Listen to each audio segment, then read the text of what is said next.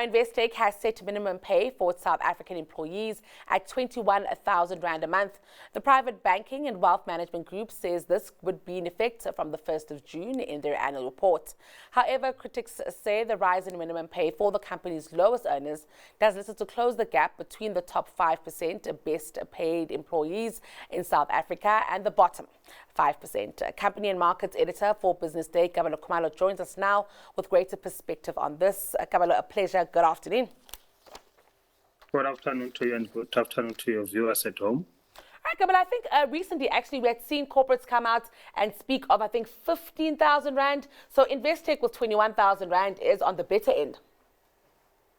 Yes, indeed. I think we have reported on several of these disclosures, which are welcome, really, because traditionally companies, they keep that information to themselves. They only reveal executive pay. I think last year, the first one of the blogs was Old Mutual, really, which revealed that they are paying the employees lowest paid at least 15,000 a month. That is gross.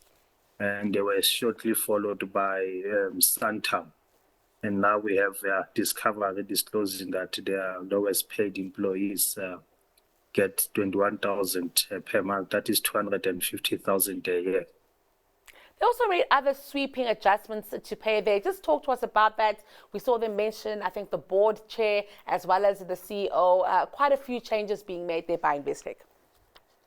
Yes, you'll remember Investec has got a big presence in the UK, so their salaries for the executives are denominated in pound sterling. So making them, their CEO, particularly Faniti, the best paid banking CEO in South Africa. I think he was paid about 120 million in the 2024 financial year.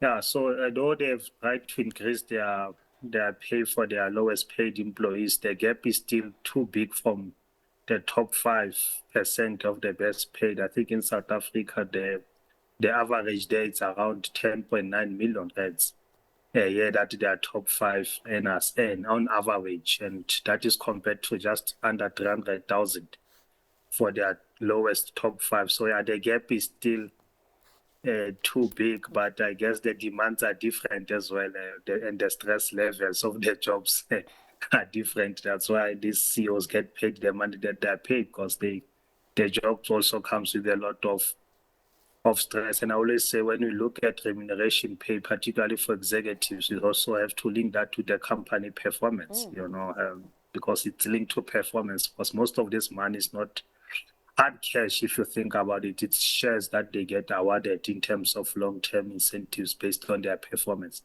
So it's a performance rewarding culture that is not just in South Africa, but global. I think we had the Elon Musk thing past few weeks ago, where he had to be paid out, I think, was it $50 billion? That is a lot of money, but that drives the performance of the company. So yeah, it's a performance-based system, really.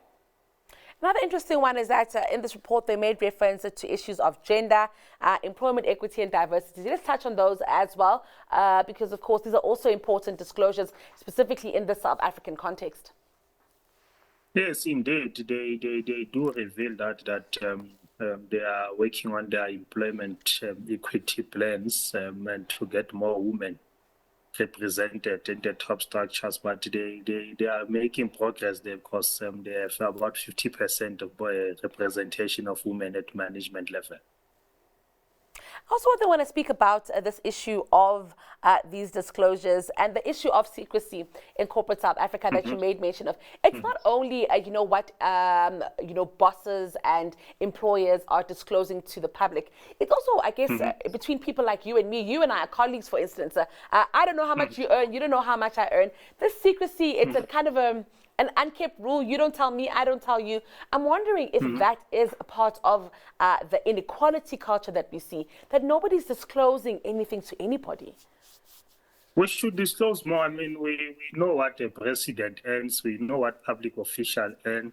Why should we keep it secret in the private sector? Because that's where most of inequalities persist. If you look even the employment labor reports, you'll see a government is making more progress in actual fact than the private sector, I think primarily because of the secrecy.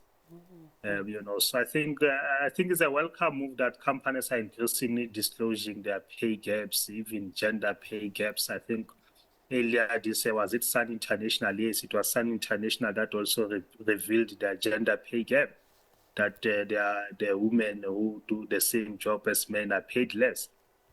So I think we need the disclosures to be as far as that, to even show their gross gender lenses, because it's very pervasive in South Africa's context, in fact, global, that women get paid less for doing the same job as men. How does that make sense? So we are able to hold these companies accountable when they disclose more. So I think it's a welcome step. It must be done across the board. I would love to know how much the lowest paid ShopRite employee gets paid vis-a-vis the CEO, because these are the people at the cold face of making these groups money. So I think it must be something that must be standardized, and in fact, it must be compulsory, if you're to me. And before I let you go, Kabelo, might ESG compile this kind of disclosure? Is this something that we can look at under the S, I think, issue there, really looking at this, pushing for this to become a best and normal practice? Definitely, I think that you are locating it perfectly. That's where it sits, really. That's what I'm saying. There's really room for, broad consensus that there must be disclosures on how companies remunerate their employees. We'll be watching this one very closely. It's one that's close to my heart. Thank you so much for your time, Kabelo. Always a pleasure hearing from you. That was Kabelo Khumalo, Companies and Markets Editor for the Business Day.